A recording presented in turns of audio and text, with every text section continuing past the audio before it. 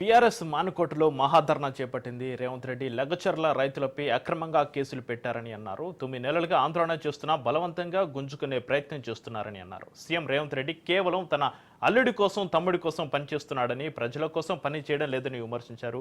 లగచర్ల రైతుల బాధలు వినే ఓపిక సీఎం రేవంత్ రెడ్డికి లేదన్నారు. మానుకోటలో 14 ఏళ్ల క్రితమే ఉద్యమ నిప్పు పుట్టిందని, తెలంగాణ ఉద్యమంలో మానుకోట రాళ్ల చరిత్ర మరవలేదన్నారు. రాష్ట్రంలో ఏ వర్గానికి అన్యాయం జరిగినా అండగా ఉంటామన్నారు. తెలంగాణ డీజీపీ కాంగ్రెస్ నేతలపై ఎందుకు కేసులు పెట్టడం లేదని వారు ప్రశ్నించారు.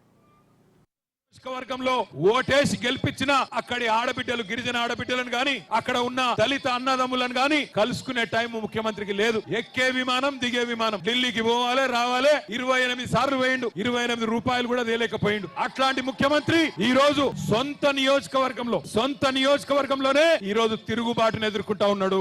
మొన్న జరిగింది అధికారులకు వ్యతిరేకంగా జరిగిన నిరసన ప్రదర్శన కాదు. అధికారులు పోతే నిరసన వ్యక్తం చేసిండ్రు. అదే రేవంత్ రెడ్డి పోతే ఉరికిచ్చి కొట్టేటోళ్ళు మన మా గిరిజన అన్నదమ్ములు. ఇది వాస్తవం. మానుకోటలో ధర్నా ఎందుకు అంటాడు? ఒక్క మానుకోటలోనే కాదు రేవంత్ రెడ్డి, ఈ రాష్ట్రంలో అవసరమైతే ఎక్కడెక్కడ బీద వాళ్ళు ఉన్నారో, ఎక్కడెక్కడ గిరిజన రైతులు ఉన్నారో, ఎక్కడెక్కడ మా దళిత అన్నదమ్ములు ఉన్నారో, ఎక్కడెక్కడ బలహీన వర్గాల అన్నదమ్ములు ఉన్నారో, మొత్తం 119 నియోజకవర్గాల్లో అవసరమైతే ఆ కొడంగల్ బక్కజిక్కిన రైతుల కోసం తప్పకుండా బీఆర్ఎస్ పార్టీ ధర్నా చేస్తుంది, కదం దొక్కుతుంది, కదులుతుంది. నీ ప్రభుత్వాన్ని కూకటి వేళ్లతో పెగిలించేదాకా వదిలిపెట్టమనే మాట కూడా విజ్ఞప్తి చేస్తా ఉన్నా. ఎవరి కోసం? ఫార్మా విలేజ్ అల్లుని కోసం అక్కడ ఫార్మా దుకాణం పెట్టి వాళ్ళ సొంత అల్లుని కోసం ఇవాళ పేదవాళ్ళ భూములు గుంజుకునే ప్రయత్నం చేస్తా ఉన్నాడు.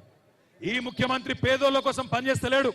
అదాని కోసం, అల్లుని కోసం, అన్నగాని కోసం, తమ్ముడి కోసం, వాళ్ళ కోసం తప్ప రాష్ట్రంలో రైతుల కోసం గాని, పేదవాళ్ళ కోసం గాని ఈ ముఖ్యమంత్రి పనిచేస్తలేడు. కొంతమంది ఎమ్మెల్యేలు అంటున్నారు రాళ్లతో కొడతారట, నేను వస్తే రాళ్లతో కొడతారట. నేను అడుగుతున్నా, ఇక్కడ ఉన్న ఎస్పీ గారిని, రాష్ట్రంలో ఉన్న డీజీపీని అడుగుతున్నా, అధికార కాంగ్రెస్ పార్టీ ఎమ్మెల్యేలు రాళ్లతోని కొడతామంటే మీరేం చేస్తున్నారు నేను అడుగుతా ఉన్నా. కేసులు మా మీద మాత్రమే పెడతారా? కాంగ్రెస్ వాళ్ళ మీద కేసులు ఉన్నాయా? కాంగ్రెస్ ఎమ్మెల్యేలు రాళ్లతోని కొడతామంటే, కాంగ్రెస్ మాజీ ఎమ్మెల్యేలు పెట్రోల్ పోసి తగలబెడతామంటే భయపడతాం అనుకుంటున్నారా? ఇది కేసీఆర్ తయారు చేసిన బృందం, కేసీఆర్ దళం. భయపడం. రాళ్లతోని మానుకోట సాక్షిగా చెప్తున్నా, మానుకోట రాళ్ల మహత్యం ఏందో తెలంగాణను అడ్డుకున్న ప్రతి ఒక్కడికి తెలుసు. మానుకోటలో 14 ఏళ్ల కిందటనే నిప్పు పుట్టింది, తర్వాత తెలంగాణ వచ్చింది. ఇవాళ మీరు వద్దంటే కోర్టుకు పోయినాం, మీరు పర్మిషన్ ఇయ్య అంటే కోర్టుకు పోయి కోర్టుకెళ్లి పర్మిషన్ తెచ్చుకున్నాం. 1000 మంది అనుకుంటే 25,000 మంది తరలి వచ్చి ఈ రోజు బ్రహ్మాండంగా